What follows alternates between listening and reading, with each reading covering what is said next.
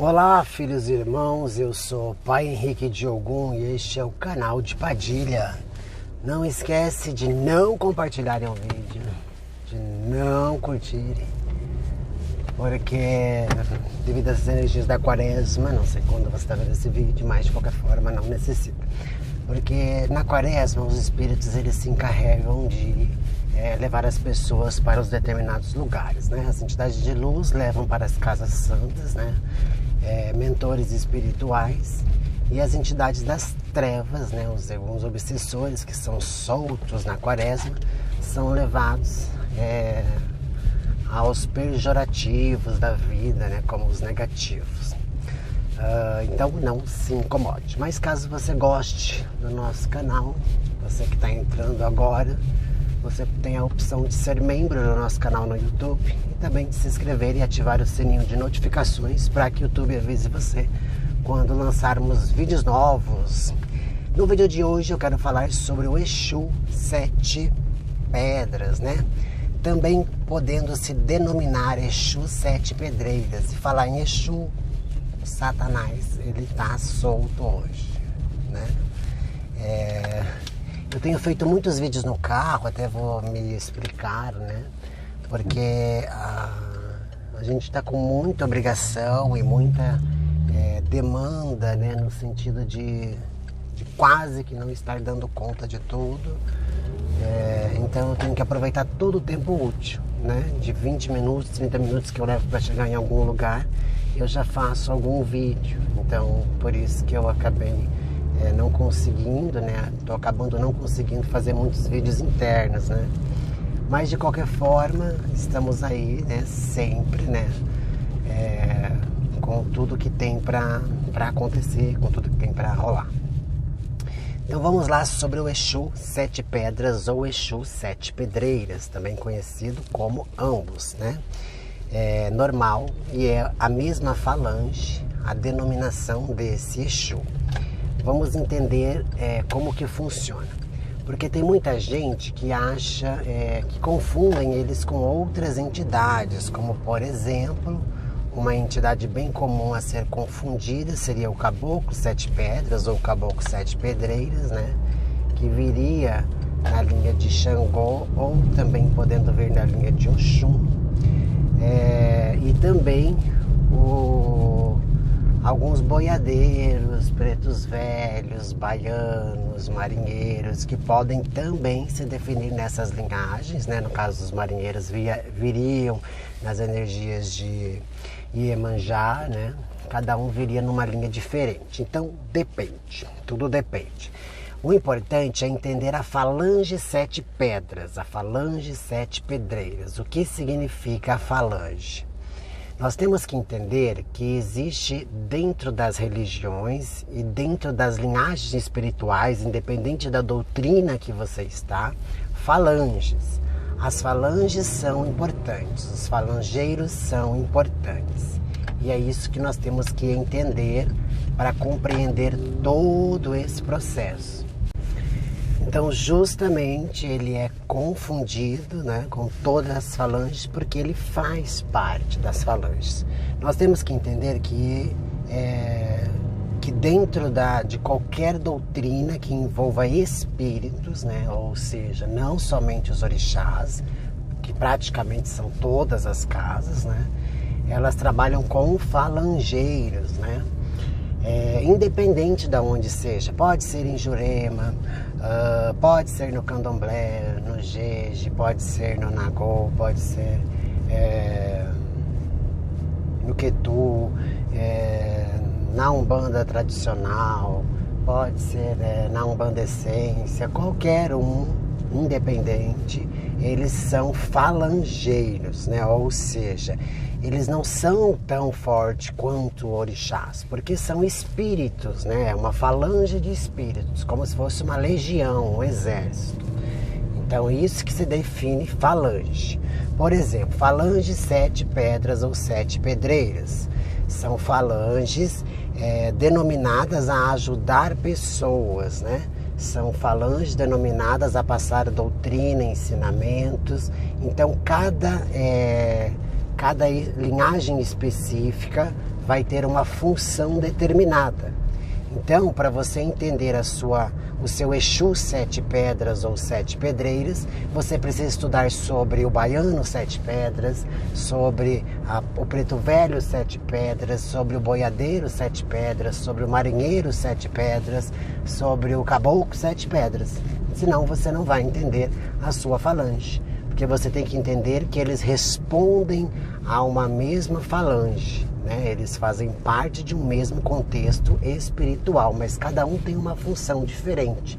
É como se fosse uma grande empresa, onde cada um tem uma função. Um supermercado, por exemplo, um hipermercado, por exemplo, né? Tem a função do eletro, então tem o gerente do eletro especificamente para aquilo. Tem o gerente geral, né? Que vai governar todos. Tem o da mercearia, tem o do açougue, tem o da padaria. Veja, mas todos são o mesmo hipermercado, né? E aí fora isso, tem as redes, né? Ou seja, começam a se distribuir entre lugares, cidades, países, e é isso que vai se definir. Porque, por exemplo, muitos baianos e boiadeiros são espíritos de últimas encarnações brasileiras, né? Pouquíssimos são de fora. Não que não exista, possa existir, mas existe pouquíssimas que são de fora, que vêm nessa falange. Geralmente os Exus são de fora, mas pode acontecer que ele tenha uma história no Brasil também, dependendo da idade desse espírito, porque dentro da mesma falange, dentro da mesma linhagem, existe milhares de espíritos, que são os grandes exércitos que sempre nós falamos das legiões, né? E é isso que é importante você saber. Então hoje vamos falar aqui nesse vídeo sobre o Exu Sete Pedras, mas você vai procurar os vídeos neste canal que eu vou estar postando sobre o caboclo, sobre o marinheiro, sobre o boiadeiro. Aos poucos eu vou postando, porque realmente é muita coisa, né? E é muita vibração para se passar. Então vamos entender o Exu. Primeiramente, o Exu, ele é europeu, né? Viveu na maioria das suas encarnações pelas regiões europeias, né? Que é onde começou as grandes guerras, onde tudo começou, onde teve um grande avanço, né? Tanto espiritual quanto moderno, né? Começou a se globalizar as coisas, as invenções, as criações. Então, o Exu Sete Pedras, dentro desses contextos, trabalhou por vários karmas, né? Designando funções diferentes, como por exemplo, num contexto geral, sempre foi funções de ajuda, né? Acabava se perdendo no meio do processo da vida espiritual, é normal se perder, né? Porque a vaidade às vezes toma conta e nem sempre o espírito que desce, ele lembra da sua função ou do seu karma, que é, por exemplo, nós, né? Hoje eu sei da minha função, do meu karma. Algumas pessoas que nos procuram também são informadas disso, mas não são todas as pessoas que têm esse conhecimento e não são todas as pessoas que acreditam nisso também, né? Mas de uma certa forma, nós sempre cutucamos a pessoa na ferida, porque aí a pessoa faz a pessoa pensar melhor, né? Para que o espírito desdobre e comece a buscar essas informações necessárias, né? Então, esse Exu, por várias encarnações, passou cobrando pessoas, cobrando impostos. Em algumas de suas encarnações passou a executar pessoas. Em outras encarnações passou como bruxo, né? Ou seja, feitiços para isso, feitiços para aquilo, né? Comunicação entre o mundo dos mortos e vivos. Todas essas falanges espirituais, todas essas nomenclaturas, né? Todas as situações ele passou na sua vida. O mais importante da essência do Exu Sete Pedras está na falange de caboclo, né? É ali que parte o início de tudo. Porque quando ele veio, quando ele fez o pacto, né? Que ele veio da segunda dimensão, ele fez o pacto nos primeiros anos, né? De vida terrânea, que faz muitos e muitos anos, né? Antes de Cristo. Então ele veio, né? principalmente no tempo de reis e rainhas, né? Que existia muito dessa forma. Hoje nós vivemos numa política governamental, né? Com presidentes, governadores, deputados, né? Enfim, é o que temos para hoje, né? Não vivemos mais sobre o comando de reis e rainhas, né? Na realidade, não mudou muita coisa. Se você vai parar para analisar, né?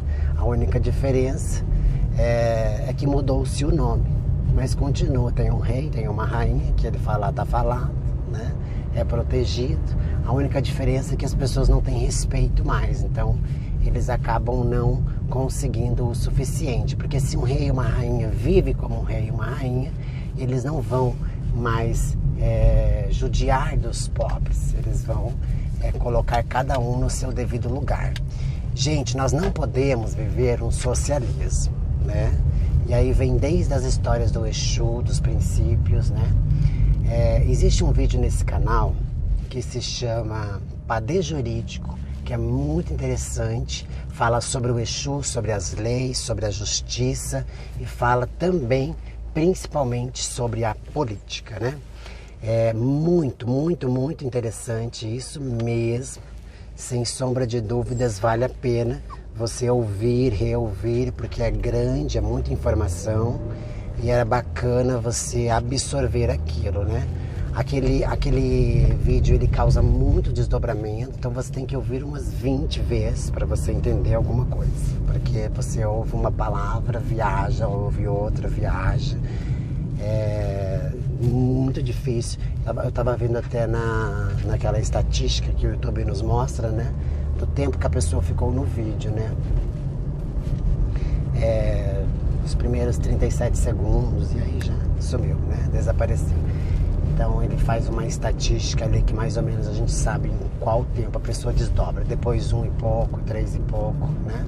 Que ele acho que ele tem uns 6 ou 8 minutos, 9 minutos de duração, eu acho. Que é grande, é uma carta grande de Exu, que vale muito a pena entender.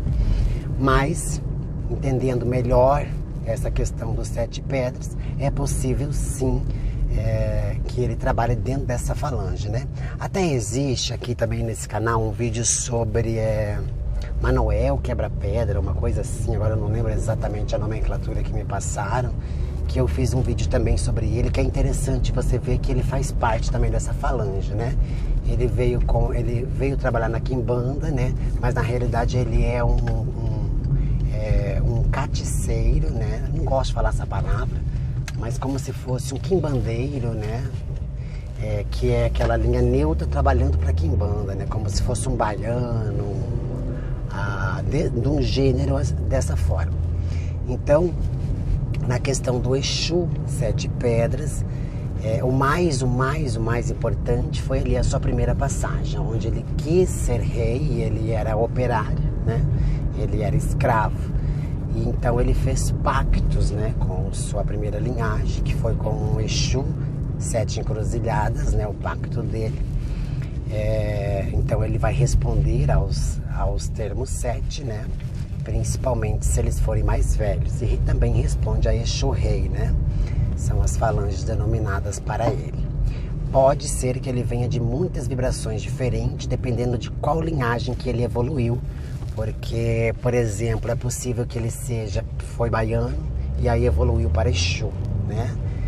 Que ele foi caboclo e evoluiu para Exu. Então, depende de que linhagem que ele trabalhou para saber por onde ele vem. Mas, com certeza, da falange que ele vem e da linha de orixá que ele vem, é uma linha de orixá que faz parte da sua coroa. Ou seja, em alguma posição da sua coroa está representado esse orixá, que vem esse caboclo, trabalhando com você. Se ele for da esquerda, ele vai trabalhar exatamente o seu karma na linha negativa, né? Então você está empenhado. O karma desse Exu em si não é tão grandioso, mas geralmente ele exige dos seus filhos grandes poderes de cura, de previsões de doença, medicamentos, chás, tudo de medicinal. Apesar de ser um Exu, ele trabalha bastante com ervas. Ele exige determinados específicos tipos de charutos, que eu não sei te dizer qual, que vai depender qual a linhagem que ele está. Então você vai ter que esperar a vibração correta dele, né? Com um bom desenvolvimento, claro, para você entender qual é que ele precisa, porque ele não vai te falar. Ele pode te deixar mal se você der algum charuto que tenha uma essência tal. E eu tenho entidades, aliás, todas, né?